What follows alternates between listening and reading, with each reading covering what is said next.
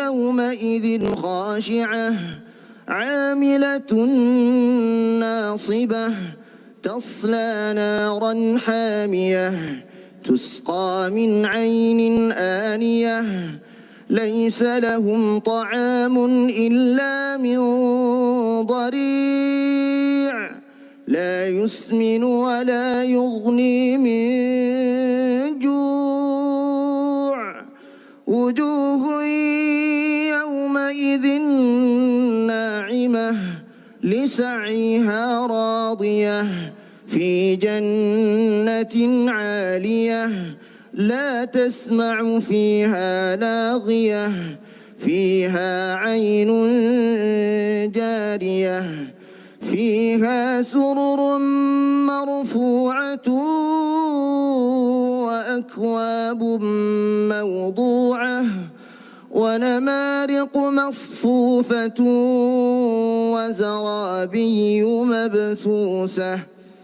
أفلا ينظرون إلى الإبل كيف خلقت وإلى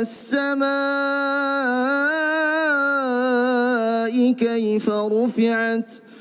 وإلى الجبال كيف نصبت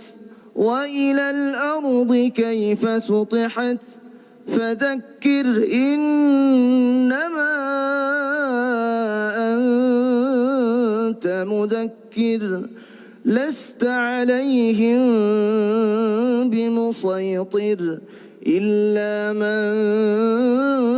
تولى وكفر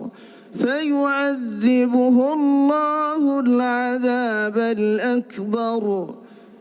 إن إلينا إيابهم ثم إن علينا حسابهم الله أكبر الله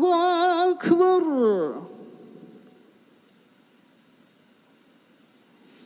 سمع الله لمن حمده ربنا ولك الحمد الله أكبر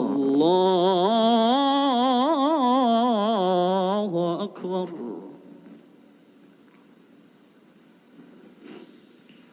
الله أكبر الله أكبر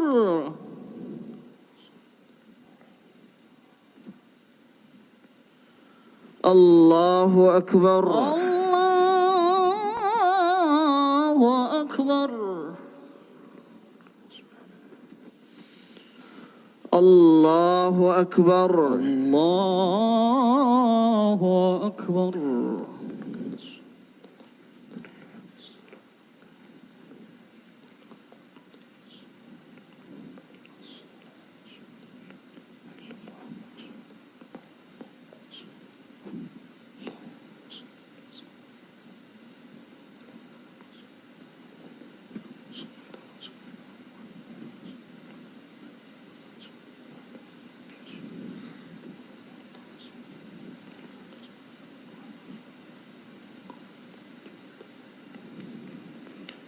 السلام عليكم ورحمة الله السلام عليكم ورحمة الله السلام عليكم ورحمة الله السلام عليكم ورحمة الله